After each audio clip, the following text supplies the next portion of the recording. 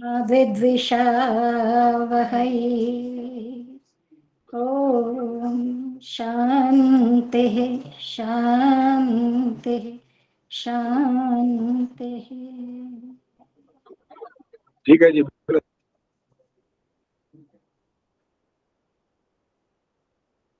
नमस्ते आचार्य जी।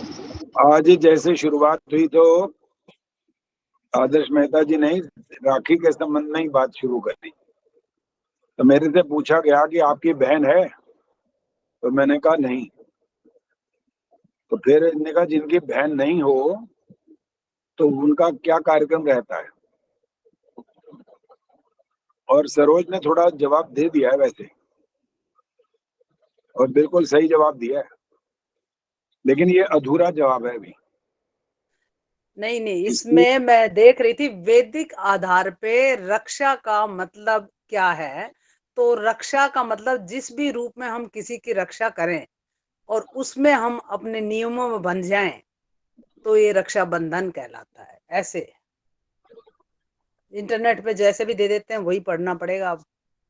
हाँ ठीक है, कोई बात नहीं, वो भी इंटरनेट ही माई बाप है आजकल, तो वही समझाता रहता है, कुछ गलत कुछ सही, दोनों बातें चलती रहती हैं। नमस्ते आचार्य जी। नमस्ते जी। इसके स्वरूप के बारे में और किसको पता है, जो वैदिक स्वरूप इसका होता है वो क्या है? हाथ खड़ा करो, बताओ किसने बताना है।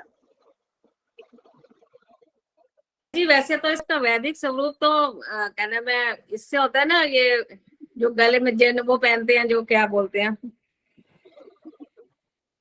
दिमाग से उतर गया, वो गले में ना पहन करके हाथ में बांध देते थे, जनेऊ जो है, तो उसी जनेऊ से नहीं ही। बांधते, जनेऊ नहीं बांधते। आचार्य जी मैं बताऊं आचार्य जी। हाँ बोलो जी, बोलो सुदर्शन जी बोलो। ऐसे है जी, पहले जो थे ब्राह्मण लोग अपने से शक्तिशाली लोगों को वो बांधते थे कि हमारी रक्षा की जाए। जैसे ये जंगलों में रहते थे ब्राह्मण लोग, तो राजे महाराजाओं को ही ये रक्षा बांध करके अपनी रक्षा करवाते थे राक्षसों से जो उनके यज्ञों को नष्ट कर देते थे। बहन भाई का प्रचलन तो बाद में हुआ है। थोड़ा थोड़ा स्वरूप ठीक होना शुरू तो हुआ है अभी, लेकिन पूरा नहीं हुआ अभी।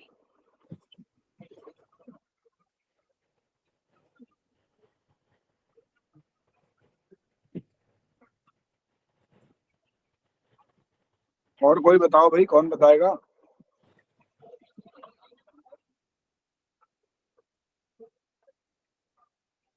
हाँ जी, आदर्श में हाथ खड़ा किसने किया है? मैंने चेतन मेहता। हाँ जी हाँ बोलो आचार्य। बोला। हाँ बोलो। आचार्य जी, गुरुकुल में जो आचार्य होते हैं वो अपने शिष्यों का उपनयन करते हैं, यज्ञोपवीत, उससे भी वो वैदिक रूप है उसका, कि वो रक्षा करते हैं उन। यज्ञोपवीत अलग चीज है, रक्षाबंधन अलग चीज है।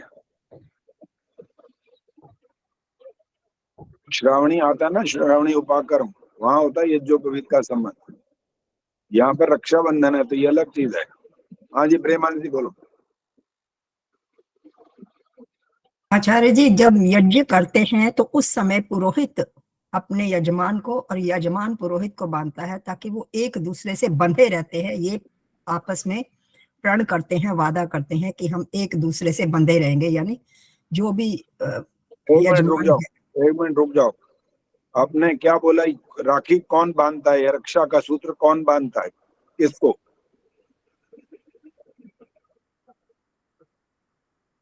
दोनों ही बांधते हैं। वैसे तो यजमान को बांधा जाता है और यजमान जो है पुरोहित को बांधते हैं। उसमें दोनों एक दूसरे को क्यों बांधते हैं, किस लिए?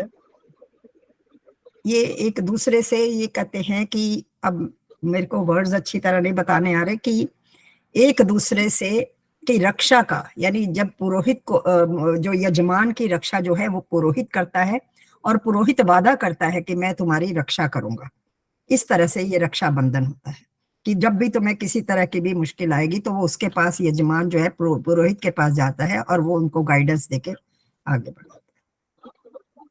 पहले तो भाई बहन का ये त्योहार नहीं था, ये तो बाद में धीरे धीरे भाई बहन के उसमें परिवर्तित हुआ। चलो आपने इसमें एक ऐड कर दी बात कि यजमान भी पंडित जो पुरोहित को या ब्राह्मण को वो भी रक्षा सूत्र बांधता है, और नियमानुसार तो जो पुरोहित है वो बांधेगा अपने यजमान की कलाई पर। और इसके अलावा यही जब ब्राह्मण देवता जाते हैं उनके यहाँ यज्ञ कराने या जो पूजा पाठ आदि जैसे लोग कर रहे होते हैं उनके हिसाब से भी जाते हैं, तो वो जो पुरोहित है वो उनके बही खाते पर भी बांधता है। बताओ, उनकी कलम पर भी बांधता है। वो कहता है देखो रक्षा करनी है तुमने धर्म की, ये नहीं है उल्टा सीधा मत करना, इसमें लिखो उल्टा सीधा सब गड़बड़ कर दो। तो रक्षा तो करनी है तो ढंग से करनी है। और यजमान पुरोहित की रक्षा कैसे करेगा? वो धर्म आचरण के लिए उसको बुलाता रहेगा। जब वो अच्छे अच्छे उनके घर के कार्यक्रमों को करेगा पंडित विद्वान लोग, तो वो उनको धन दक्षिणा आदि दे करके उनकी रक्षा करेंगे। अगर वो नहीं देंगे तो उनकी रक्षा तो खत्म हो जाएगी, रोटी कहाँ से खाएंगे? वो नौकरी तो करते नहीं है पंडित लोग, उनके पास तो यही साधन उनके यजमान होते हैं। यजमान की कलाई पर पुरुष को बांध रहा है, बच्चों को सबको बांध देता है वो। यहाँ पर लड़की कन्या से कोई संबंध नहीं था इस बात का। ये भाई बहन वाली त्योहार जो आप बाद में, और उन्होंने भी कहा ये तो बाद में बन गया। अभी इसके अंदर और भी रक्षा की बात जो चल रही है, जैसे सरोज ने बोला कि हमने तो पेड़ों को बांध दी, पेड़ हमारी रक्षा करते हैं, तो ऐसे ही इसी तरह का और भी कुछ है जो रक्षा का सूत्र बांधने वाला कौन है और किसे बांधता है, ये और आपने बताना है। अभी थोड़ा दिमाग लगाओ तो पता लग जाएगा। सोचो।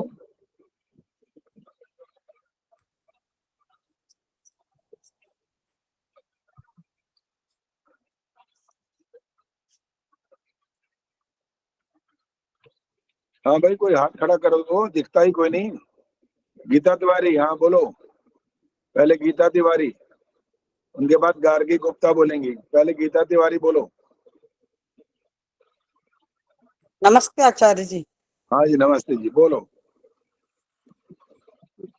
देश की रक्षा के लिए सैनिकों के भी हाथों पे कलाइयों पे राखियां बहनों द्वारा बांधी जाती हैं जो देश की रक्षा करते हैं। ठीक है, और इसके अलावा भी है बहुत और कुछ। गार्गी गुप्ता बोलो। आचार्य जी ऐसा ही था, जब सेनापति जाता है युद्ध के लिए तैयार होके, तो उनकी राजा उनके माथे पे तिलक करके और धागा बांध के रक्षा के लिए। राजा नहीं करता ये काम, पत्नी करती होएगी। हाँ जी पत्नी करती। हाँ जी पत्नी करती। वो वहां का जो आपने उदाहरण दिया, ये रक्षाबंधन वाला कार्यक्रम नहीं है ये वाला। ये रक्षाबंधन वाले दिन ही नहीं युद्ध पर जाना होता है, जो युद्ध पर तो कभी भी जाना होता है। और वहां पर जो पत्नी है वो अपने पति को तिलक वगैरह करके रक्षा सूत्र बांध करके वो तो भगवान से प्रार्थना करती है कि तुम्हारी रक्षा भगवान करे। वो अपनी रक्षा की बात थोड़ी कर रही होती है वहां पर। भाई कौन करके बोलो जो बोल रहा है। और रानी कर्मवती ने भी अपनी रक्षा के लिए राखी बांधी थी एक मुस्लिम राजा की। कौन बोल रहा है ये, कौन बोल रहा है? समझ दिखाई नहीं दे रहा।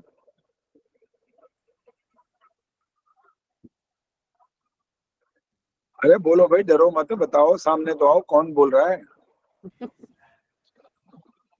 आचार्य जी मैं बोल रही थी रानी कर्मवती ने भी मुस्लिम भाई के राखी बांधी थी अपनी रक्षा के लिए जिस समय। ये सफेद झूठ है, ये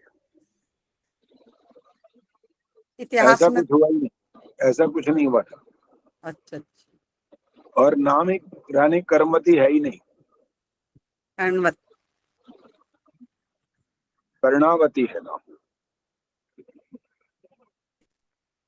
पुस्तक में पढ़ा था।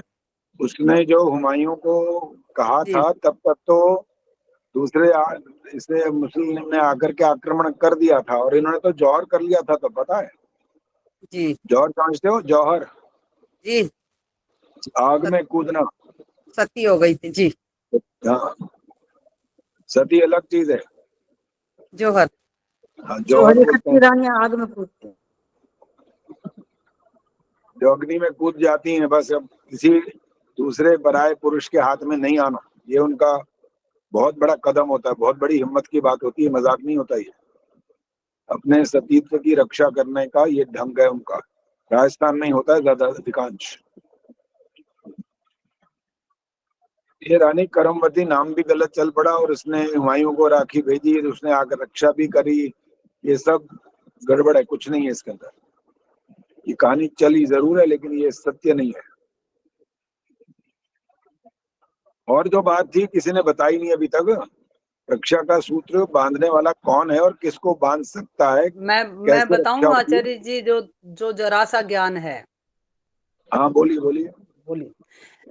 ये जो मंगल सूत्र, सूत्र मीन्स धागा, धागा मतलब बांधना, जो बांधते हैं वो रक्षा का ही एक प्रतीक होता था। अब तो भैंसों वाली बेल चेन डालने लगे मंगलसूत्र की, बड़ी बड़ी फैशनेबल। पहले धागे से ही होता था मंगल सूत्र, रक्षा करने का। दूसरा, लॉर्ड कृष्णा को द्रौपदी ने अपनी, उनकी जब उंगली कटी थी चक्र से, तो अपनी साड़ी का पल्लू करके उनकी रक्षा करी थी। फिर वो ऋण उन्होंने उनकी चीरहरण पे उतारा था। नहीं, रक्षा किसने कर दी? जब द्रौपदी ने ये बांधा था, रक्षा किसकी की, नहीं किसने करी, नहीं, कब करी? द्रौपदी ने, कृष्ण भगवान जब चक्र चलाते तो उनकी उंगली कट गई थी, तो ठीक उन्होंने है, अपनी साड़ी से रक्षा करी उनकी उंगली की, द्रौपदी ने पल्लू से। फिर जब उंगली की कृष्ण रक्षा लॉर्ड, करिए। रक्षा करी। फिर लॉर्ड कृष्णा ने कहा कि हाँ, मैं तुम्हारा इस ऋण को हमेशा के लिए याद रखूंगा, जब तक जीऊंगा मैं रक्षा करूंगा। तब वो चीर हरण हुआ था, तब लॉर्ड कृष्णा ने द्रौपदी की रक्षा। तो ये संबंध रक्षा से मतलब है, सूत्र बांधना, प्रॉमिस करना। मैं जहां तक मुझे ज्ञान है, मतलब ये। द्रौपदी ने जो कुछ वहां किया था वो तो प्रत्यक्ष ये था, सामने की भी उंगली को चोट लग गई है तो उसको इसके लिए कुछ करना चाहिए, उसने तुरंत कर दिया। ठीक है। और उसके बाद आपने ये कहा कि भाई जब ऐसा चीरहरण हो रहा था तो श्री कृष्ण जी ने वहां रक्षा की, और वो तो एक दिखाने को लोग फिल्मों में सीरियल्स में दिखाते हैं, वो साड़ी बढ़ती गई बढ़ती गई बढ़ती गई। ऐसा कोई जादू वादू नहीं होता, नहीं, वो लेकिन उदाहरण अर्थ ये था। होता है आचार्य जी, समझाने के लिए उदाहरण होता है। अब उसको कैसे लेते हैं हम लोग, वो हम पे है। ये तो उदाहरण है कि रक्षा करी। मान लो कि इतने सारे बैठे थे, वो सारे जो महायोद्धा बताते हैं जिनको, उनकी क्या आंखें नहीं थी, वो नहीं कर सकते थे कुछ? देखो, ये तो जो बना। जो बात जिस तरह से दिखाई जाती है, अगर उसको वो स्पष्ट नहीं करता कोई, तो बच्चे तो छोटे कोमल मस्तिष्क होते हैं, वो तो फिर ऐसा ले लेते हैं इस बात को। सही जब सही बड़े हो बात। जाते हैं तो मजाक उड़ाते हैं इन बातों का। वो कहते हैं ये क्या जादू, कोई मजाक क्या हो रहा है, कैसे हो गया भाई? वहां पर थान के थान खुल गए थे साड़ियों के, उनके पास कहाँ से आ गए थे? जादूगर थे क्या वो? मतलब इतनी अजीबोगरीब बातें शुरू हो जाती हैं, फिर जवाब देना बड़ा मुश्किल होता है। सिर्फ इसका अर्थ ये निकालना है कि श्री कृष्ण ने वहां पर द्रौपदी की रक्षा की। कैसे? जब उनके पास सुदर्शन चक्र था तो उसने कहा होगा उन्होंने, अगर किसी की हिम्मत है तो आगे आके दिखाओ, इससे गर्दन उड़ा दूंगा। यही अर्थ है इसका। तो और तो कोई अर्थ नहीं कि वो यूं करते रहे, साड़ी बढ़ती गई बढ़ती ये गई बढ़ती होगा, गई। यही होगा। लेकिन वो जब मंद बुद्धि जैसे हमारे जैसे समझाने के लिए उन्होंने चीर हरण दिखाए। नहीं, वही तो बात है, कुछ जब बात को जिस तरह से हो, सत्य को सत्य ही बताना, वो तो सही है, तब होता है असली बात, वरना तो फिर उसका मखौल बनता है बाद में। वो तो है। उसका फिर जो औचित्य होता है उस बात का, वो नहीं रह जाता। नहीं, अब राखी का, मैं तो, मेरी नजरों में बिजनेस हो गया अब। वो वाला, इसका मीनिंग ही अलग कर दिया राखी का। तो मैं तो अभी यही मैंने जो निष्कर्ष कुछ पे आई। पूछना था अभी तक उत्तर आया नहीं है। आप बताइए फिर। अब हाँ, आपको पता है अभी 4-5 बताएंगे। लोग हैं। अभी आदर्श मेहता ने फिर हाथ खड़ा किया, बोलो जी। आचार्य जी, जैसे हम पेड़ पौधों की रक्षा करना कह रहे हैं, ऐसे यज्ञ के द्वारा भी हम अपने वातावरण की रक्षा कर सकते हैं। नहीं, राखी बांधने की बात हो रही है, वो कैसे होगी? इन्होंने तो पेड़ को राखी बांधी है बकायदा। सूत्र बांध रिया, वो तो छोटा सा नहीं होता, पेड़ बड़ा होता है और इतनी सी राखी तो उस पर नहीं बंधेगी, चाहे उन्हें वो कोई जो यहाँ पर किला बांधते हैं वो वाला भी बांध दिया हो। बात तो रक्षा सूत्र बांधने की हो रही है। तो ये चीज करके रक्षा करते हैं हम रक्षा करते हैं किसकी? अगर ये चीज करके हम रक्षा करते हैं तो किसकी? यजमानों की या बंधन का है, यजमानों की या वातावरण को शुद्ध करते हैं। वातावरण की। चलो अभी रक्षा के सूत्र से संबंध जोड़ो पहले। आचार्य जी, हाँ जी बोलो। इसका कहना मैं उससे स्वास्थ्य की दृष्टि से भी कलाई में धागा बांधना अच्छा होता है। कहते हैं ना, वात पित्त कफ तीनों दोषों की निवृत्ति होती है कलाई में धागा बांधने से। किसने किसको बांधनी है, यहाँ ये उत्तर चाहिए। आचार्य जी, क्या होता है? हाँ सुदर्शन जी बोलो। वो मेरा अभिप्राय तो यही है कि जो निर्बल है वो धनवान को अपनी रक्षा के लिए बांधता था। वो बताओ ना, उदाहरण दो ना।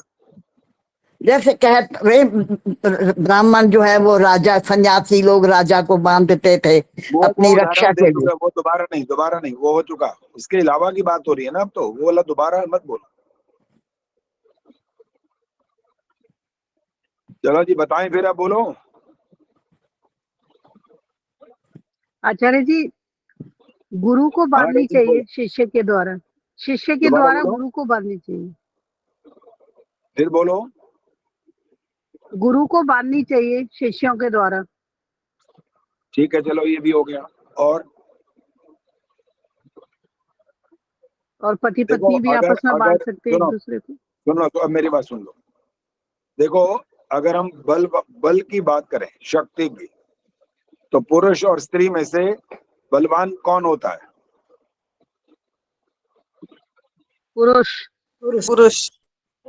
पुरुष होता है। स्त्री के अंदर अलग प्रकार की योग्यताएं होती हैं।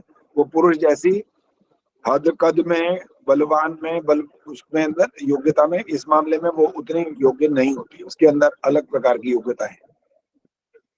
अब रही बात की जो बहन और भाई की बात हो गई, तो हमें इसमें आपत्ति कुछ भी नहीं। इसमें भी बहन अपने भाई को बांध रही है, भाई उसकी रक्षा करे, वो कह रही है उसको, ठीक है, कोई बात नहीं।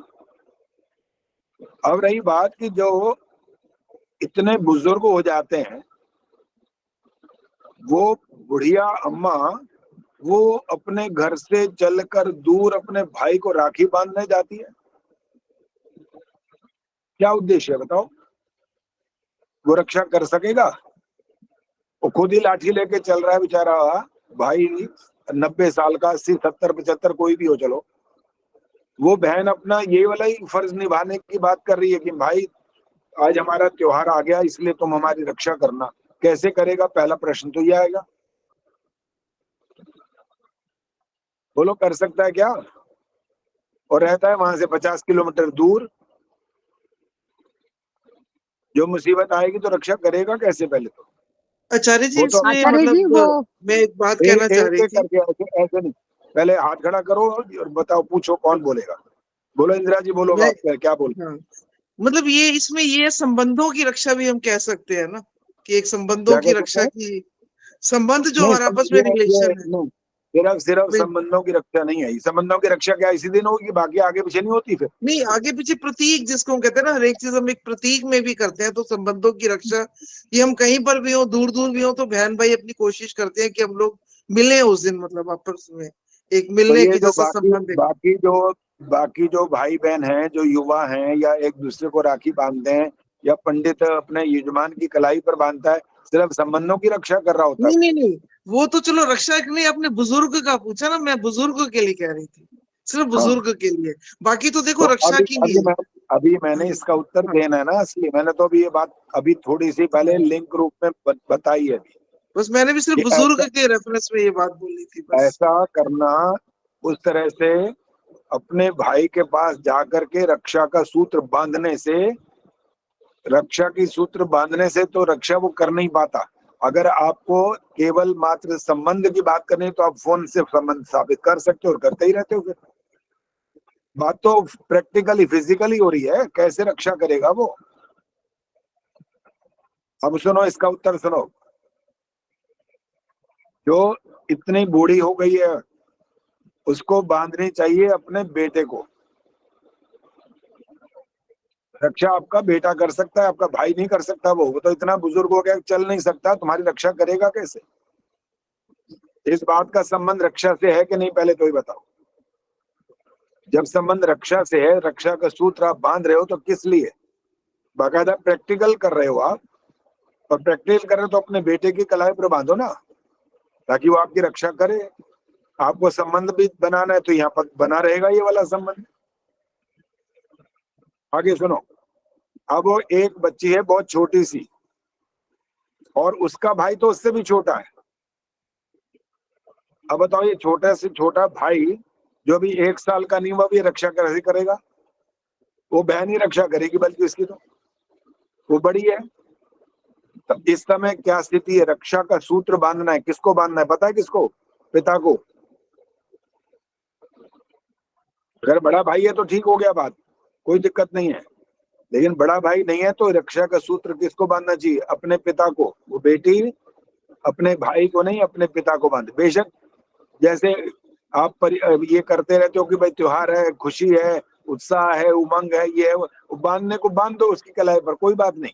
लेकिन अर्थ इसका निकालना है, रक्षा का बंधन है, रक्षा का सूत्र बांध रहे हो, उद्देश्य है रक्षा करना, तो पिता रक्षा करेगा, भाई रक्षा नहीं कर सकता, बहुत छोटा है वो। ठीक बात है। अब पूछा था अपना किसने, आदर्श मेहता ने, कि आपका आचार्य जी आपके बहन है? मैंने कहा नहीं। फिर आप जैसे लोगों का क्या होता है? तो उसका तरीका यही होता है कि बेटी बाप को बांधती है। आए समझ? जो बेटी है वो अपने पिता को बांधती है वहां पर, कि उनको एक रक्षा का जो एक बंधन है वो बंधा रहेगा। क्योंकि ये बात फिजिकल बात है, ये केवल फोन से करने की बात हो अगर, तो फिर तो इसका अर्थ खत्म हो जाएगा। तो वहां पर इसका पूरा का पूरा संबंध जुड़ता है जब आप उससे उसका अर्थ निकाल पाए और उसका कल को मतलब निकले कि रक्षा का सूत्र बांधा है तो रक्षा करे तो सही। इसी तरह से जो पुरोहित था वो यजमान की कलाई पर और परिवार के सब बच्चों बड़ों सबकी कलाई पर बांधता है कि उन्होंने रक्षा करनी है। किसकी? पुरोहित की, पंडित की। कैसे? उसका आयोजन करते रहें, यज्ञ वच कराते रहें, भजन उपदेश चलता रहे उनका, और उनको दक्षिणा आदि मिलती रहे, खाना भोजन मिलता रहे, वस्त्र आदि मिलते रहे। ये रक्षा करने का ढंग है। अलग अलग तरह से रक्षा करने के ये हमारे तरीके हैं, कौन किस तरह से रक्षा करे। लड़ाई झगड़ा हो जाता है जब बहन होती है, चाहे वो छोटी हो या बड़ी हो, भाई छोटा भी होता है लेकिन इतना बड़ा हो चुका होता है, वो अपनी बड़ी बहन की रक्षा कर देता है, क्योंकि पुरुष शक्ति में ज्यादा होता है। बहन चाहे 25 साल की हो, लड़का भाई उसका चाहे 16 साल का हो, वो भी रक्षा कर सकता है। इसलिए टोटल मिलाकर अर्थ ये निकालना है कि रक्षा का सूत्र है तो रक्षा करनी है। कैसी स्थिति में जो स्थिति आए उस हिसाब से, तन से, मन से, धन से, जैसी जैसी रक्षा की जरूरत पड़े उस तरह से रक्षा करना, ये होता है रक्षा बंधन। ना कि बस एक रक्षा का सूत्र बांधना। और आजकल तो होड़ इस बात की लग जाती है कि राखी सुंदर से सुंदर और पैसे और सुंदर मिलेंगे। ये रक्षा बंधन रह गया अब तो। आचार्य जी, जब हम छोटे थे तो हमें याद है कि सिर्फ एक ही चीज का ज्ञान था कि 3 भाइयों को बांधनी है, उसको भी बांधेंगे, चलो 2 रुपया 5 रुपया इतना मिल जाएगा, इतने रुपए बन गए भैया, चलो खुशी। कुछ मीनिंग का कुछ नहीं पता, ना टीचर ने कभी एक्सप्लेन करा, ना उसका कोई बड़ी दादी वादी कोई भी मोहल्ले में थी उन्होंने बताया। बस ये राखी है, और हम कूदते थे कि भाई कुछ पैसे बनाने हैं आज तो। इतना ज्ञान था छोटे थे। देखो, वो आपका जो पवित्र बंधन है, भाई बहन का हो या माता पिता का हो या गुरु शिष्य का हो या पंडित जी का और यजमान का हो, उद्देश्य वहीं सामने जरूर है कि रक्षा का सूत्र बांध रहे हैं तो रक्षा होनी चाहिए। सुखवर्षा जी बोलो। इस तरह से तो आचार्य जी ये जीवन में समय समय पर ये बदलता रहेगा। फिर पहले पिता जो मतलब पिता को बांधेगी, फिर विवाह के पश्चात पति ही रक्षा करेगा, फिर जब वृद्धा हो जाएगी तो फिर बेटा जो है बेटा उसकी रक्षा करेगा। तो ये समय जैसे जैसे जीवन बीतता जाएगा तो एक ये मिनट, चलो ठीक है, आपकी बात सुन ली मैंने, लेकिन आप ये बताओ कहीं कौन से शास्त्र में लिखा हुआ है कि ये भाई और बहन का त्योहार है? लिखा है कहीं? नहीं तो जब विवाह से पहले नहीं, भाई अगर बना जाए पहले तो मेरी बहन बात की का रक्षा जवाब दो, उसके बाद आगे सुनूंगा। पहले मेरी बात का जवाब दो। किसी शास्त्र में, वेद के शास्त्र में, दर्शन में, उपनिषद में कहीं लिखा है ये भाई बहन का त्योहार है? लिखा है? जी नहीं, वैदिक उसमें तो कहीं भी नहीं आता है ये। बस यही बात है। इसके बाद तो मान्यताएं अपनी अपनी है, सबने अपनी अपनी मान्यताएं बना ली हैं, उसका स्वरूप बिगाड़ दिया। आपको पता है जब ये लोहड़ी का पर्व आता है उसका स्वरूप कितना बिगड़ चुका है। बस लकड़ियां इकट्ठी करते हैं, आग जला देते हैं, हो गया इनके लोहड़ी पर्व हो गया। बस ये नहीं पता कि इसका मतलब था चौराहों पर यज्ञ करो, ये मतलब था इसका। केवल इसमें ये नहीं कि मिट्टी का तेल डालो या कुछ करके आग लगा दो, बस इसका मतलब ये नहीं था। कौन सा पर्व ठीक ढंग का रह गया? पहली बात तो मुसीबत तो यही हो गई है, कोई पर्व को समझता ही, पर्व का मतलब ही क्या है, उसका उद्देश्य क्या है, उद्देश्य भी भूल गए सब। सिर्फ तमाशा करना उद्देश्य रह गया है, और कुछ नहीं है। दीपावली में क्या, अरे भाई इतनी इतनी इतनी ज्यादा पॉल्यूशन करते हो, क्या दीपावली मनाते हैं भाई? सरकार कह कह के मर गई। हम स्कूल में होते थे, हम बच्चों को कह कह के मर गए, समझा समझा के। बेटा उनका बकायदा पूरा पोजीशन निकालते थे, पूरा अपने एरिया में 4-5 किलोमीटर की यात्रा करते थे और उनके हाथ में बैनर, तख्तियां, ये वो नारे बोलते थे, नो क्रैकर्स, से टू नो क्रैकर्स। कोई बम नहीं, फटाका नहीं चलाना, कोई फुलझड़ी नहीं चलानी।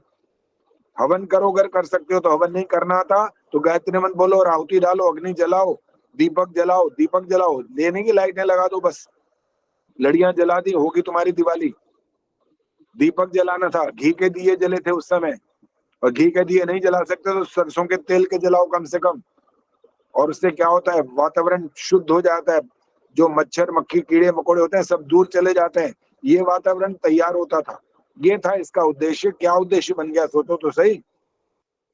कोई तो त्योहार बताओ जिसका पर्व का मनाने का ढंग बच गया और ढंग का। सबका स्तर बिगड़ गया, सब केवल खेल और तमाशे बनकर रह गए। होली में देख लो क्या बिगाड़ कर दिया, हुड़दंग मचाते हैं, शराब पीते हैं, अफीम गांजा चरस इनका सेवन करते हैं और मारपीट करते हैं, बस यही करते हैं। वो त्योहार किसका था? वो तो किसान का त्योहार था असल में। एक प्रकार से शूद्रों का त्योहार है वो होली, कि उसका फसल आई है और वो प्रसन्नता मना रहा है, भाग कर रहा है, नाच रहा है, गा रहा है, मजा आ गया उसको कि मेरी मेहनत सफल हो गई, उसका त्योहार है। आप तो इस मामले में सिर्फ ये देख रहे हो भाई हमने सबने मिलकर बनाना, ये पता कि स्वरूप क्या है उसका। भाई स्वरूप तो समझा नहीं, स्वरूप इसका क्या है? बस मना रहे हैं, त्योहार मना रहे हैं, बस खाना पीना, कपड़े पहनना, खुश होना, यही बचा है। बाकी तो बस कोई स्वरूप नहीं है इसका, बिल्कुल समाप्त हो गया।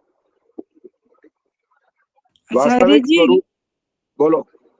जी आचार्य जी, लोहड़ी भी फसल का ही त्योहार था कि फसल पक जाती थी तो फिर वो गन्ना वगैरह का जो चलता है ना, गन्ना डालते थे, गन्ने के रस की खीर बनाते थे और जब अग्नि जलाते थे तो हम लोग पूजा करते थे, पूरे गायत्री मंत्र का पाठ करते थे। पर ये जरूर है कि उसके अंदर घी नहीं डालते थे, पर हम लोग उसमें रेवड़ी और ये सब जो हमने बचपन में जो देखा है, मूंगफली और ये डालना, पूजा करनी, फिर उसके चारों तरफ चक्कर लगाना कि अग्निदेव को प्रणाम करते हुए, ये सब हम लोहड़ी में करते थे।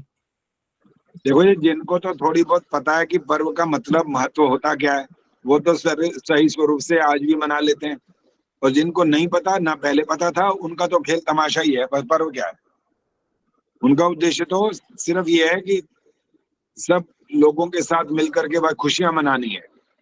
भाई खुशी मनाने के लिए कोई मना थोड़ी कर रहा है। यज्ञ करोगे तो उसमें को रोने के लिए कह रहे हैं क्या? वहां भी खुशियां मनाने की बात हो रही है, वातावरण को शुद्ध करने की बात आ रही है, संगठन को मजबूत बनाने की बात आ रही है। कोई गलत बात तो उसमें हो ही नहीं रही, सब अच्छी बातें हो रही हैं। लेकिन लोग इसको जानना चाहते ही नहीं है, समझना चाहते ही नहीं है कि करना क्या चाहिए हमको।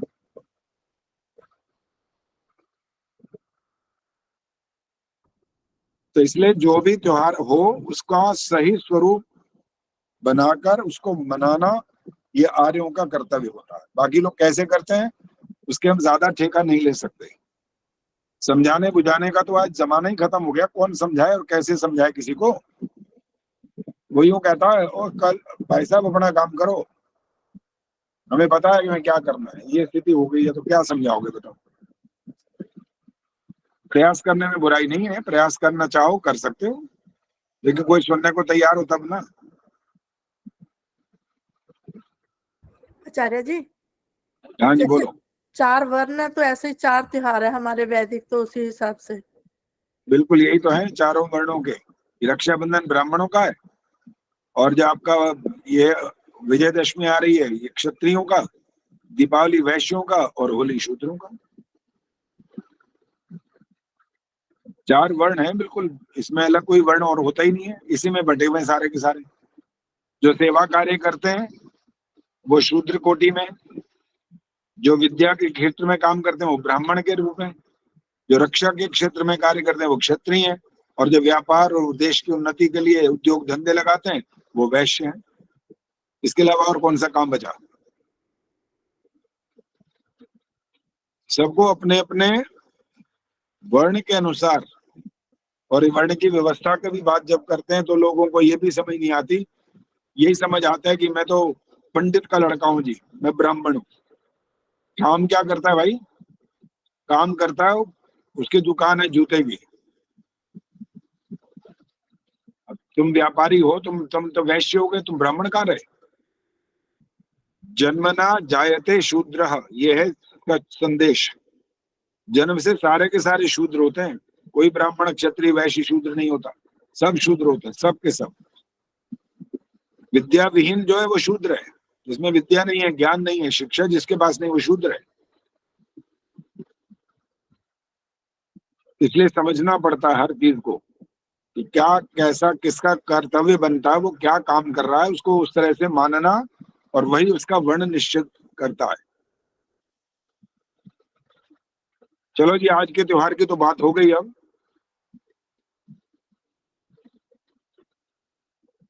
और इसमें जो मुहूर्त आदि की बात निकाल रखी है वो कोई बुद्धिमत्ता की बात नहीं है। मुहूर्त कुछ नहीं होता, पैदा होते हैं तो कोई मुहूर्त नहीं होता, दुनिया से जाते हैं तो कोई मुहूर्त नहीं होता। तो बाकी जगह हमारे को किसने अधिकार दे दे कि मुहूर्त निकाल लो। जब पैदा होते हैं सबसे बड़ा संसार का एक कार्य हुआ कि आप दुनिया में आए हो, तो कोई मुहूर्त निकालता है क्या। और संसार से जाना भी कोई छोटी बात नहीं होती है, वहां कोई मुहूर्त तो नहीं निकलता। फिर जब वहां मुहूर्त की आवश्यकता नहीं है, बिना मुहूर्त के सारे कार्य होते हैं, तो बाकी मुहूर्त निकालना ढोंग और पाखंड है और कुछ नहीं है। सिर्फ पैसा कमाने का तरीका है और कुछ नहीं है ये। चलो जी, अब आपको एक सवाल निकालने के लिए दे रहे हैं, निकालो, लिखो फटाफट, कॉपी निकालो और बताते जाना। जिसका तैयार हो जाए तो हाथ खड़ा कर देना। पिछली बार हमने चर्चा की थी मुक्ति के संबंध में, और वो लिख करके ही चाहिए, वैसे तुक्केबाजी कर काम नहीं चलेगा, लिख करके करना है। सबसे पहले लिखो कलयुग, और कलयुग के आगे लिखो उसके वर्ष, और बताना कितने लिखे।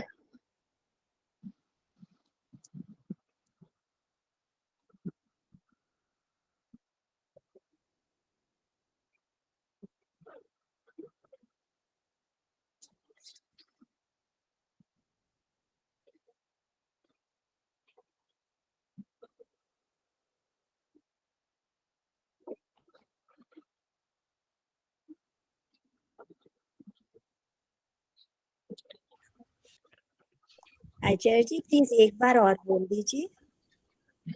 हाँ जी, क्या बोलूं बताओ। आपने जो अभी बोला है ना उसको एक बार फिर बोल दीजिए। मैंने ये बोला है कि कलयुग लिखो, और कलयुग के आगे लिखो वर्षों की संख्या कितनी है। बोल दो, जिसको बोलना है, कोई भी बोल सकता है। एक बोलेगा तो सारे ना बोले। 4,32,000 वर्ष। ठीक है, अब इसके नीचे लिखो द्वापर युग। द्वापर के आगे इसकी संख्या लिखो, कितने वर्ष हैं ये। आचार्य जी 8,64,000। 8,64,000। दोबारा बोलो। 8,64,000। ठीक है, इसके बाद आगे अगर आता है तो लिखते जाओ। त्रेता युग लिखो। और आगे वर्षों की संख्या लिखो। त्रेता की 12,96,000। ठीक है, 12,96,000, ठीक है। अब सतयुग का नाम लिखो और उसके आगे संख्या लिखो। 17,28,000। इंदिरा टांगरी बोलेंगे दोबारा। 17,28,000। ठीक है, और इसका तरीका बहुत सिंपल है, समझने का आसान है तरीका। कलयुग का पता लग जाए बस, फिर आगे द्वापर दोगुना कर लो, त्रेता तिगुना कर लो समय, और सतयुग 4 गुना कर लो। तो ये संख्या जो लिखी है यही है। अब इन चारों को मिलाओ, जोड़ो, करिए। अब जमा घुटा होने वाला है, जोड़ो इसको और बताना फिर आपने क्या संख्या निकाली। जिसको बोलूंगा वो बोलेगा, हाथ खड़ा कर लेना बेशक। एक जिसको कहूंगा वो बताएंगे। गीता तिवारी बोलो। जी 43,20,000। हाँ ठीक है, 43,20,000 वर्ष आ गए। अब इसके सामने लिखो एक चतुर्युगी। जी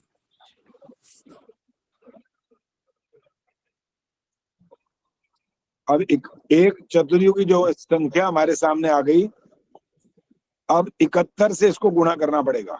71 अर्थात 71 चतुर्युगियों का एक मनवंतर बन जाएगा। गुणा करो और जो संख्या है वो बता देना कितनी आई है। अब समय लगाओ, इसमें लगेगा, थोड़ा ध्यान से करना। अब वो तो सिर्फ जोड़ना था, गुणा करना है। और इकाई, दहाई, सैकड़ा, हजार सब करना, ताकि पता लगे। आप जो संख्या बोलो ठीक बोलना, क्योंकि आप अरबों तक पहुंचोगे आज। अरब तक संख्या आएगी अभी, इसलिए समझदारी से काम करना है, सोच समझ कर। जल्दबाजी नहीं करनी, हाथ खड़ा कर लेना बस।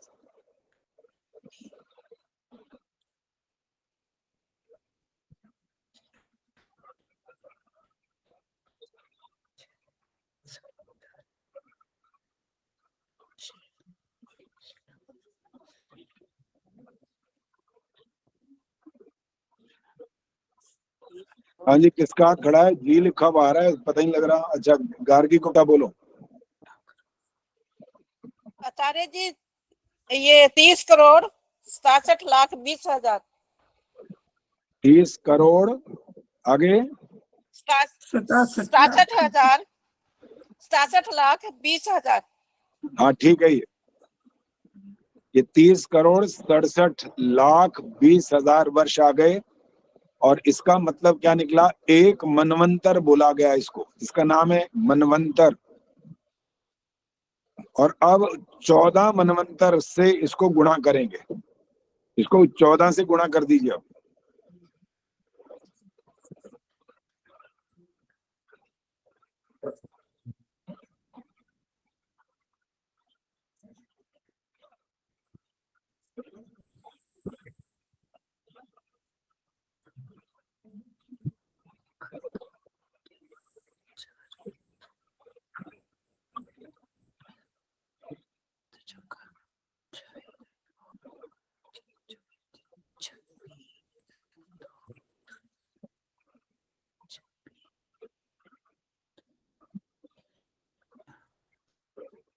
हाँ जी, जो गुणा कर चुके हैं हाथ खड़ा कर सकते हैं।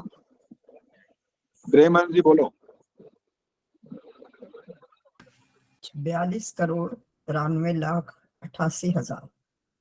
आवाज नहीं आ रही ठीक से, अभी तबीयत ठीक नहीं तो कोई बात नहीं, और कोई बोलेगा। 42,93,88,000। आचार्य जी मैं बताऊं? अभी गलत है ये उत्तर। जी आचार्य जी सरला मैं जी बताऊं? बोलो, सरला गुप्ता बोलो। ये आ गया 4,29,40,80,000। अब ठीक है ये उत्तर। जी ये है मनुष्य के लिए भोगने का समय। 4 अरब, एक बार और बोल दीजिए। 4 अरब 29 करोड़ 40,80,000 वर्ष। जी ठीक है, मेरा भी यही आया 4 करोड़ 29 लाख है यही, लेकिन वो करोड़ों और अरबों बोलने में वहां गलती होती है। जी अब टोटल जो सृष्टि की अवधि है वो 4 अरब 32 करोड़ वर्ष होती है। अब 4 अरब 32 करोड़ में से ये घटा दो।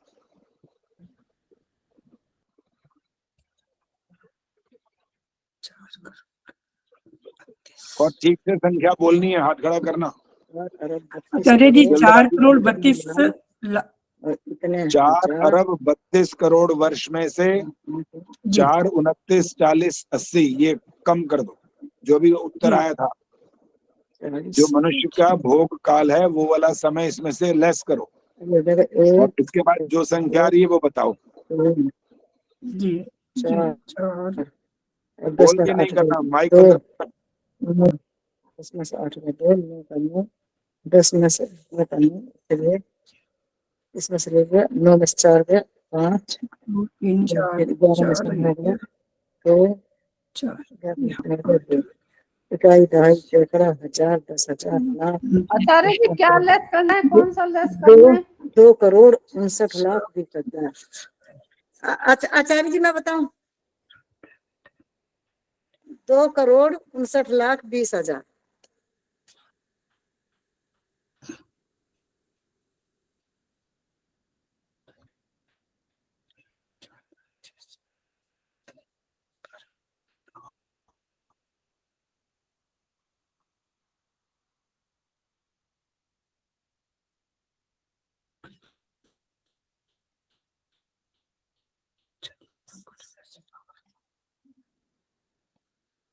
भंजी कितना आया? गार्गी भंजी कितना आया? 2 करोड़ 59,20,000। मेरा तो ठीक है। 3 करोड़ 59,20,000। 3 करोड़ मेरे 2 करोड़। हाँ गलती कर गई। 2 करोड़ आया, 2 करोड़ 2 करोड़ है। 2 करोड़ 59,20,000 आया मेरा तो। 2 करोड़ ही आए। हाँ 2 करोड़ ठीक ही है, आया। 2 करोड़। हाँ 2 करोड़ है। और 59,20,000। आचार्य जी आपका माइक म्यूट है। आचार्य जी आपका माइक म्यूट है। आचार्य जी आपका माइक म्यूट है। उन्होंने किया होगा पर्पजली ताकि हम वार्तालाप कर लें। वो बोल रहे हैं। अच्छा फोटो भी दिखाई नहीं दे रही। तो मुझे तो ये कैलकुलेशन ही नहीं आता है, इसको यूज करा 2 3 3 3 2 2 6 8 7 8 वर्ष। मनुष्य के सिरे 2 अरब 33 करोड़ 32 लाख 26,878 वर्ष लेफ्ट। गार्गी जी फिर बोलना जरा, क्या है बोलना। 2 करोड़ हाँ 59 2 अरब लाख 2 अरब 59 करोड़ 2 करोड़ है ना। 2 2 अरब। अच्छा जी आप बोलना बंद करो और सुन लो बस। अच्छा आवाज आ रही है अब तो? हाँ जी आवाज आ रही है? हाँ जी आ गई है। 2 करोड़ 59,20,000 वर्ष ये संख्या है। अब इसको 2 से भाग कर दो।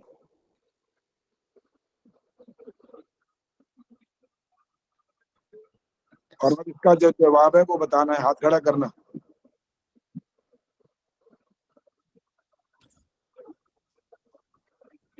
दो से मल्टीप्लाई करना है आचार्य जी, डिवाइड करना है। डिवाइड करना है। जी जी मैं बताऊं।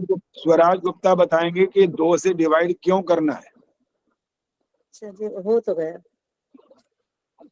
मैं बताऊं आचार्य जी? आचार्य जी नमस्ते। आचार्य जी मैं तो अभी आ पाई, आज मैं पहले आ नहीं पाई थी। अच्छा कोई बात नहीं, ठीक है नमस्ते। मैं हाँ जी बताऊं गार्गी आचार्य? गुप्ता बोलो, गार्गी गुप्ता बोलिए। जी मैं बताऊं आचार्य जी। गार्गी गुप्ता बोलेंगी, बताओ। हाँ जी आचार्य जी 1 करोड़ 29,60,000। हाँ ये डिवाइड क्यों किया ये पता है? नहीं आचार्य जी।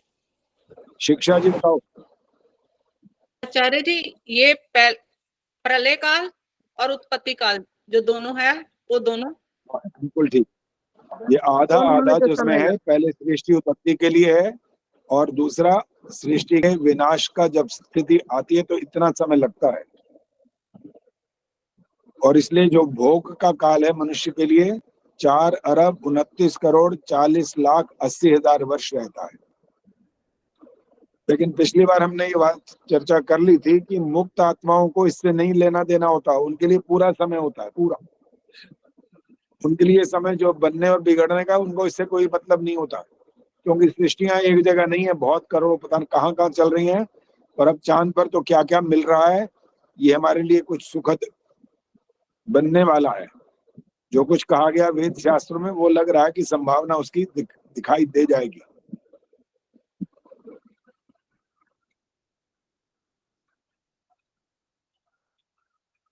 तो अब हमारे सामने जो भी संख्या है, इसका खाका पूरा हमारे क्लियर है, किसी को कोई संशय नहीं होना चाहिए। लेकिन कमाल की बात तो ये है कि हमारे देश के अंदर, और केवल हमारे देश में नहीं, बहुत सारे पूरे ब्रह्मांड में, अर्थात संसार में कह लो, ब्रह्मांड का नहीं पता भी कहाँ कहाँ पर सृष्टियां चल रही हैं, लेकिन संसार का तो हमको पता है कि अमेरिका भी है, रूस है, जापान है, और आपका जर्मनी है, चाइना है, पाकिस्तान है, श्रीलंका है, बहुत सारे जो देश हैं इसको संसार बोलते हैं। तो इनके अंदर ऐसे लोग रहने वाले हैं जो ये बोलते हैं कि बस एक शब्द बोला गया और सृष्टि बन गई। आपको बताना है वो शब्द क्या शब्द था जिससे बोलते ही सृष्टि बन गई। है ये गलत? ऐसा है नहीं, लेकिन फिर भी आपको पता होना चाहिए वो शब्द क्या है, किसने बोला और क्या बोला था वो। हाथ खड़ा कर सकते हैं आप? पता तो है, भूल गई।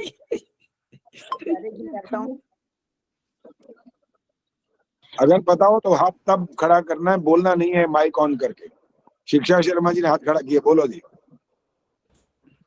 आचार्य जी, ये मुस्लिम लोग बोलते ना, कुन बोला और सृष्टि पैदा हो गई। बिल्कुल ठीक है, यही उत्तर है इसका।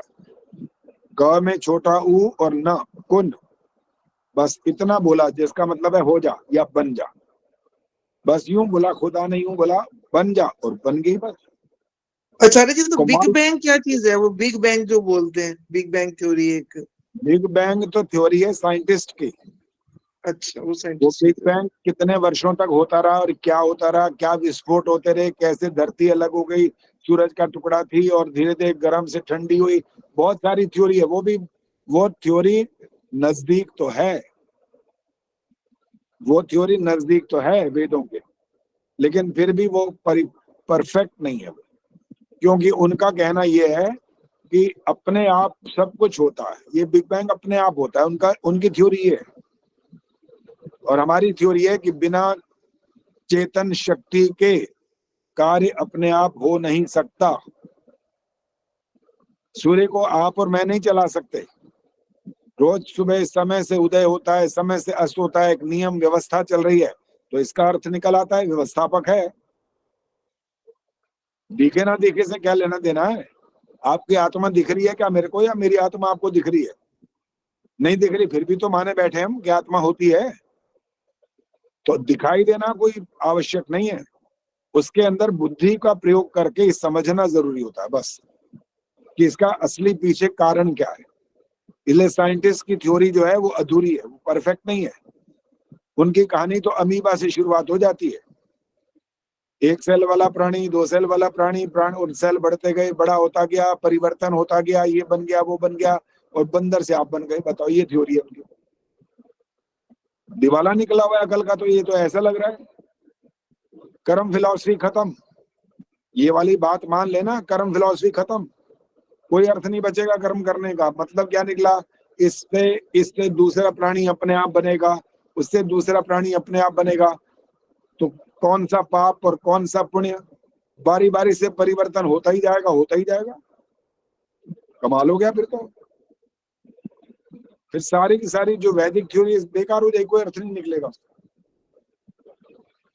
इसलिए विज्ञान जहां हमारी कहीं कहीं सहायता करता है, वहां हमको अज्ञानता की ओर भी धकेलता है। विज्ञान 100% ठीक नहीं है, वो बहुत चीजें बताता है हमारे को, ठीक है। चांद पर पहुंचे तो विज्ञान के कारण ही पहुंचे, ऐसे नहीं पहुंचे। लेकिन वेदों ने तो बहुत पहले से इसको कह रखा है वसु, अब वही देखना है, परीक्षण हो तो रहा है कि वहां क्या मिलेगा, क्या नहीं मिलेगा, क्या चीजें हैं, क्या नहीं है, धीरे धीरे पता लग जाएगा। लेकिन यहाँ बैठे बैठे तो पता नहीं लग सकता ना, वो जो साधन उन्हें अपनाया वहां पहुंच गए, और वो आगे जो उनके अधिकार में क्षेत्र में आएगा वो सब बातें बता देगा, हमारे पता लग जाएंगी।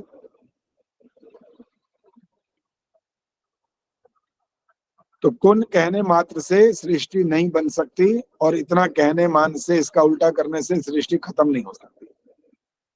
इतना लंबा समय लगता है सृष्टि बनने में। हाँ जी, शिक्षा जी कुछ बोलना है, बोलो।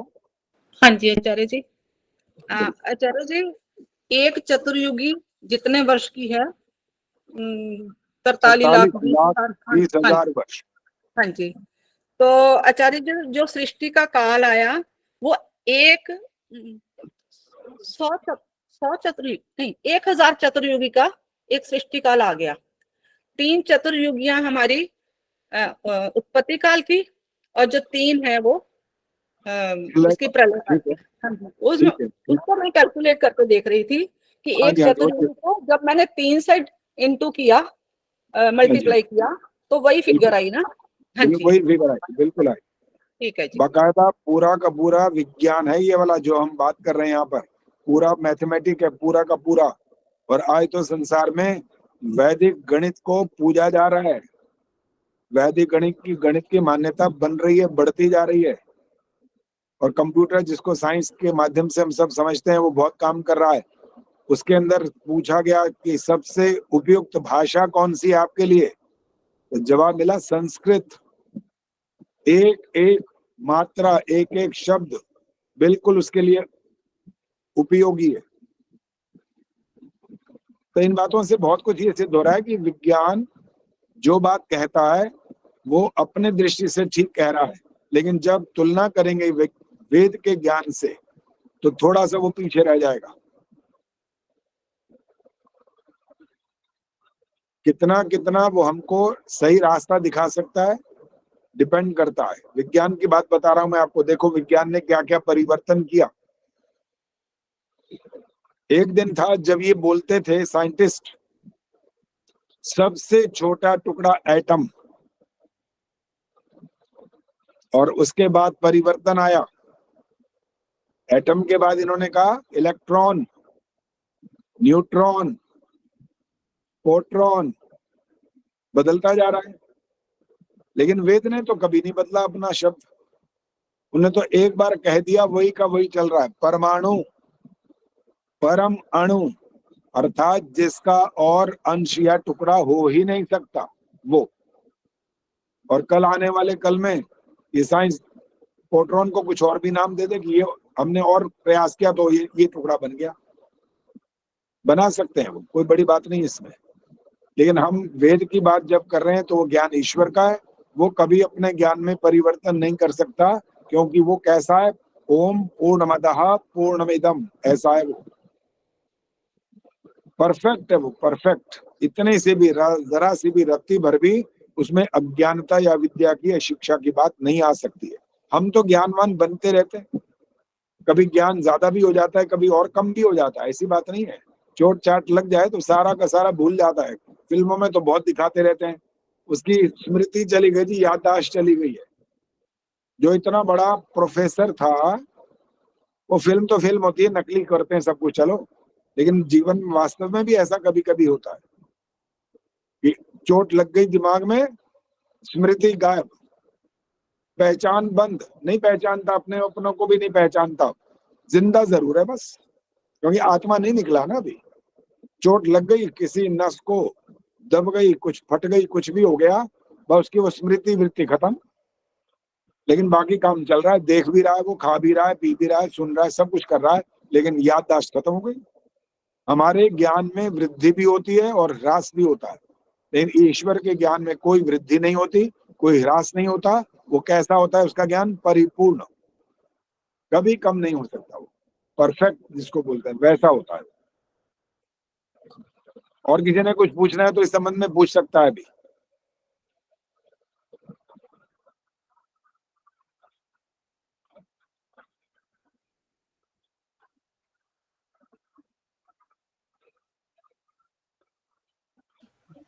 हम हमारे उसमें तो यही मानते हैं ना आचार्य जी कि 60 परमाणुओं से एक अणु बना। हाँ 60 परमाणुओं से एक अणु बना, तो ये तो हाँ अणु के 3 हिस्से करके और वहीं पर ही अभी अटके हुए हैं, न्यूट्रॉन, प्रोटॉन।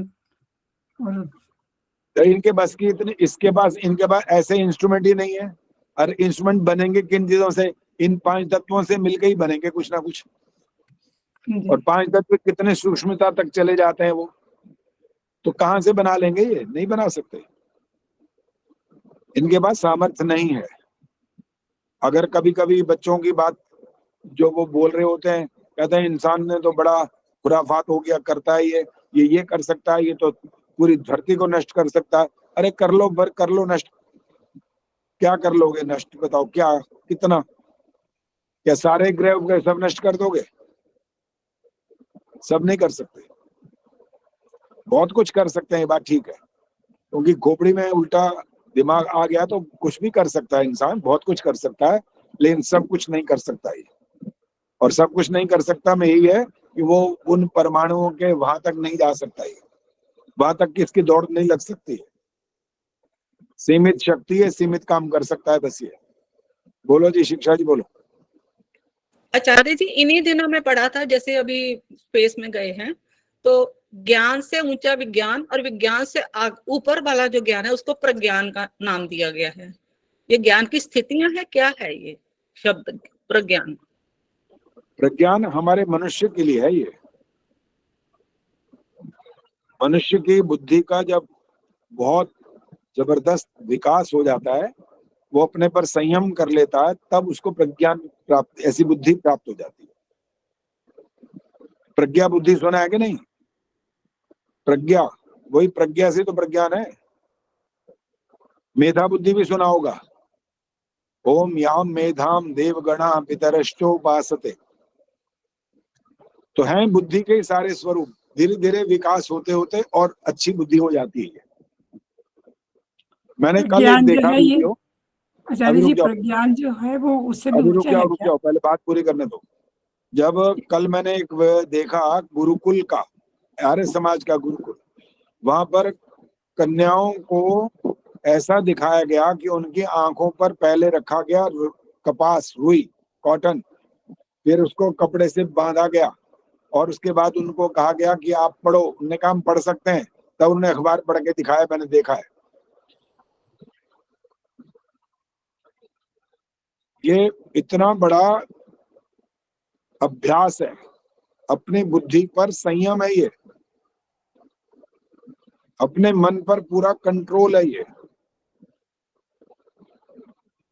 क्योंकि वहां पर कोई छुपाई बात नहीं थी, सामने बिल्कुल स्पष्ट दिखाया जा रहा था, सामने बिल्कुल। पहले वो आंखें खोल के बैठे, उनको कुछ दिया नहीं गया पढ़ने के लिए। तब बाद में उनसे पूछा कि अखबार का नाम बता दो, चलो ये कौन सा है, बता दिया अखबार का नाम क्या है, और बकायदा उसमें से पढ़ के सुनाया। फिर आंखों पर पट्टी बंधी हुई है पूरी तरह की, नहीं कि थोड़ा सा यहाँ से दिख रहा हो, पहले कॉटन रखी गई है, फिर बांधा गया, बिल्कुल नहीं दिखाई दे रहा था। ये सब बुद्धि के तो प्रमाण हैं। जो लोग पूरे के पूरे वेद, चारों के चारों वेद याद करते थे, कोई ऐसे मजाक थोड़ी था। वो प्रज्ञा थी ना उनके पास, इसीलिए याद कर पाते थे। वाणी का संयम, मन का संयम, इंद्रियों का संयम, नासिका का, रसना का, कान का, हर प्रकार का संयम करते हैं पहले, तब जाकर के बुद्धि पैदा होती है।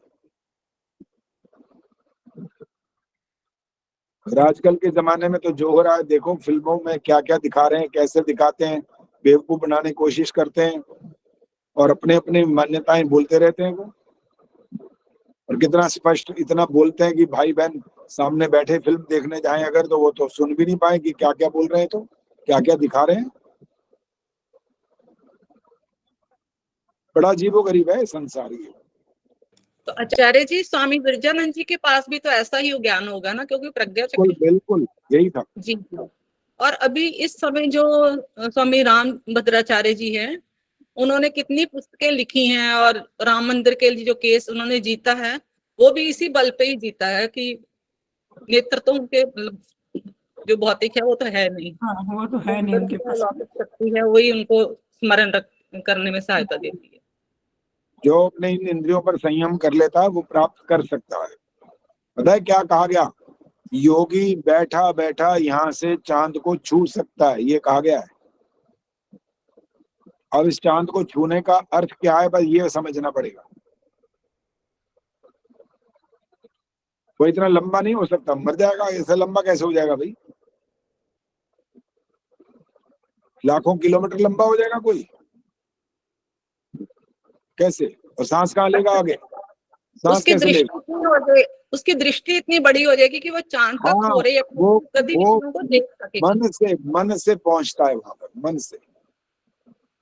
ये होती है वहां पर योग्यता उसकी। शरीर से नहीं पहुंच सकता। शरीर तो जितना इतना ही रहेगा, शरीर आगे नहीं बढ़ेगा। शरीर की योग्यता सीमित रहेगी। जो बुद्धि की योग्यता है, मन की योग्यता है, आत्म शक्ति की योग्यता, वो बढ़ती है। तो इसलिए जब हम ऐसे अलंकारिक शब्द बोलते हैं तो वहां पर उसका ही अर्थ समझना पड़ता है। जैसे अभी बात हो रही थी तो सरोज ने कहा कि वो वहां पर ऐसा दिखाया जाता है तो हम इसलिए ऐसा मान लेते हैं कि नहीं, उसका अर्थ बच्चों पर जो पड़ेगा, प्रभाव पड़ेगा, वो तो इसको असत्य मानेंगे, फिर सत्य मान लेंगे और वो आगे जाकर के मजाक बनाएंगे इन बातों का। कहेंगे ये कैसे हो सकता है ऐसे। और हमारे इस देश के अंदर जो हिंदू लोग कहलाते हैं, सनातन धर्मावलंबी कहलाते हैं, उनके जो धर्म ग्रंथ हैं उनका नाम पता है आपको?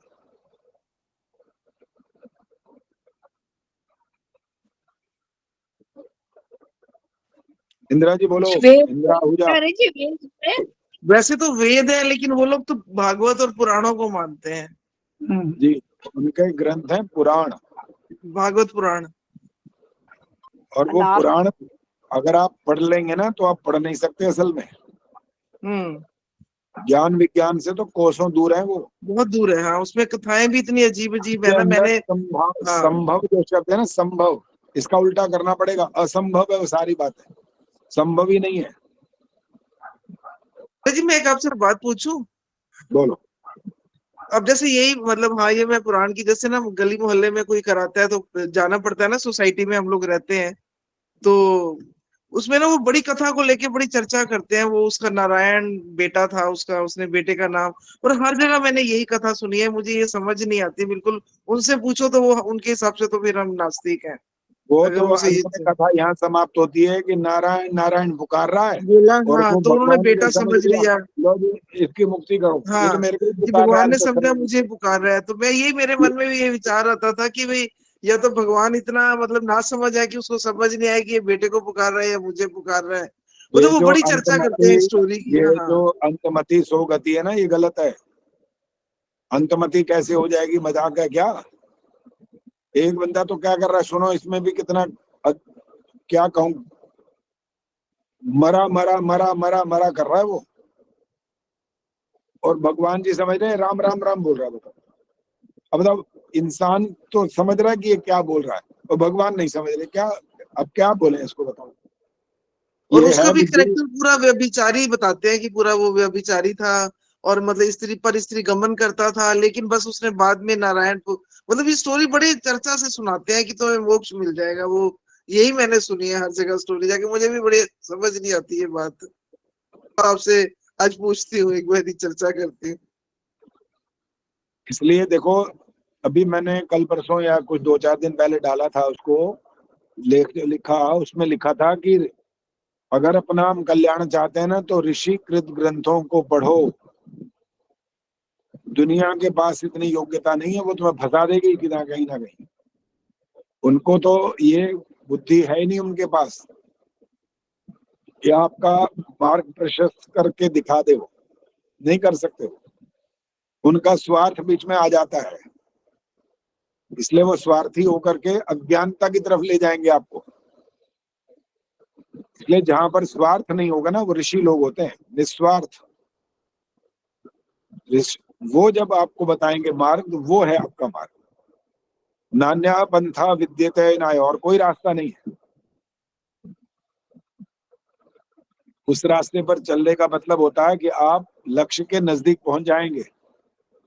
और दुनिया वाले जो बोलेंगे आपको बताएंगे, क्योंकि अगर आपके पास सिद्धांत का ज्ञान नहीं है तो आप चल पड़ेंगे, आप कहेंगे ये मुझसे ज्यादा जानता है, क्योंकि ये कुछ बोलता है, कुछ कहता है, ये कुछ समझाता है, तो ये ठीक कह रहा होगा, ऐसा मानकर चल पड़ते हैं पीछे, और हम उलझ जाते हैं, फिर भटक जाते हैं अपने रास्ते से।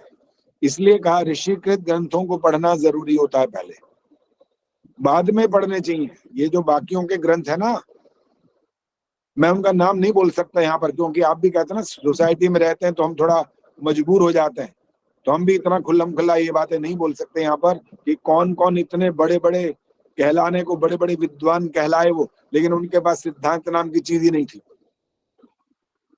बड़े भारी पूज्य माने गए समाज के अंदर, आर्य समाज के अंदर बड़ी उनकी पहुंच थी, बड़े उनका नाम था, बड़ा उनका यशोगान होता रहा। लेकिन जब हमने खुद जब सिद्धांतों को समझा तो हम तो हैरान हो गए, ये क्या सिखाते रहे दुनिया को। सिद्धांत तो इनको पता ही नहीं थे, क्या बोलते रहे। पूर्व जन्म, जिसका नाम देखो पूर्व जन्म, पूर्व जन्म, पूर्व जन्म में तुमने ये किया इसलिए तुम्हारे साथ ऐसा हुआ, ये बोलते थे वो। बताओ दमयंती गुप्ता जी बोलो। आचार्य जी, अभी हम कोयम्बटूर गए थे, वहां हाँ। पर सदगुरु जी का ईशा फाउंडेशन एक बहुत बड़ा स्थान बना हुआ है, आदि योगी जहाँ पर वो लगी हुई है, बनाई है उन्होंने मूर्ति। आचार्य जी, लाखों की संख्या में वहां पर लोग, और वो जब ये अपना मंत्र गुरु शिष्य मंत्र उसको भोजन मंत्र के साथ बोल रहे हैं। जब भोजन स्टार्ट करते हैं तो वो ये मंत्र बोल रहे हैं। दूसरा, हम ओम मतलब जो ध्वनि करते हैं, बोल वो उसी तरह से रहे हैं, लेकिन उन्होंने ओ को हटा के आ कर दिया। आ मतलब इस तरह से बोल रहे हैं। तो ये इतना मतलब हम सब कुछ सुनते हैं, समझते हैं, तो भी फिर उसी तरफ बढ़ते चले जा रहे हैं, लाखों की संख्या में उस वही चीज मानने लग जाते हैं।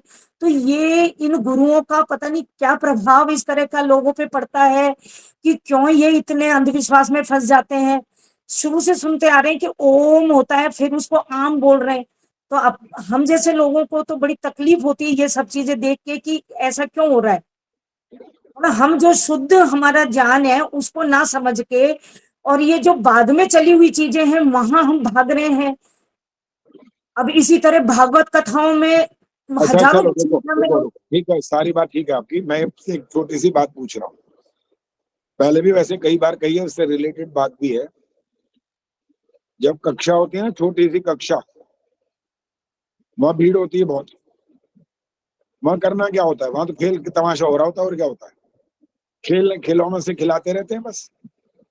लेकिन जब धीरे धीरे धीरे धीरे धीरे धीरे आगे आगे आगे आगे और आगे जब ऊंचा चढ़ना होता है ना, वही जो 50 होते हैं 5 भी नहीं पहुंचते आगे। तो इसलिए इन बातों पर आश्चर्य करना बंद करो, दुखी होना भी बंद करो, सिर्फ अपना ध्यान करो बस। अपने ठेकेदार हो आप बस, किसी के ठेकेदार नहीं बन सकते। वो कहाँ जा रहे हैं, कैसे जा रहे हैं, क्यों जा रहे हैं, कब जा रहे हैं, क्या होगा उनका, वो उनके ऊपर छोड़ो, नहीं समझा सकते आप अपना उद्धार कर सकते हो बस, अपने बेटे और बेटी का भी नहीं कर सकते। आपकी बात वो मानने से इनकार कर दे तो आप क्या कर लोगे, बोलो, मार डालोगे?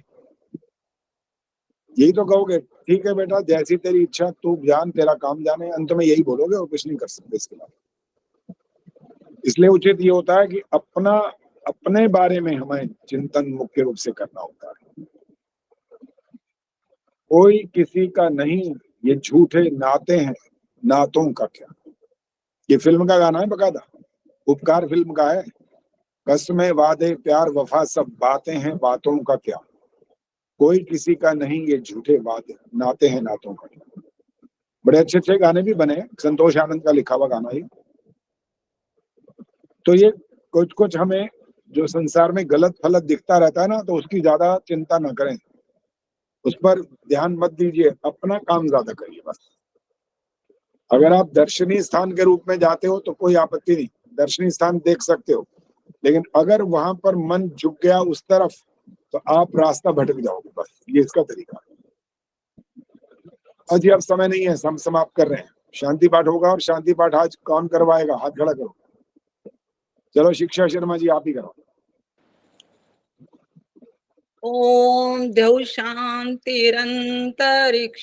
शांतिः पृथिवी शांतिरापः शांतिरोषधयः शांतिः वनस्पतयः शांतिर्विश्वे देवाः शांतिर्ब्रह्म शांतिः सर्वं शांतिः शांतिरेव शांतिः सामा शांतिरेधि ओम शांतिः शांतिः शांतिः। जो बोले सौ अभय वैदिक धर्म की जय हो। जगत गुरु महेश की दयानंद की भारत माता की जय हो। आर्य समाज अमर रहेगा। वेद की ज्योति जलती ओम का झंडा वैदिक ध्वनि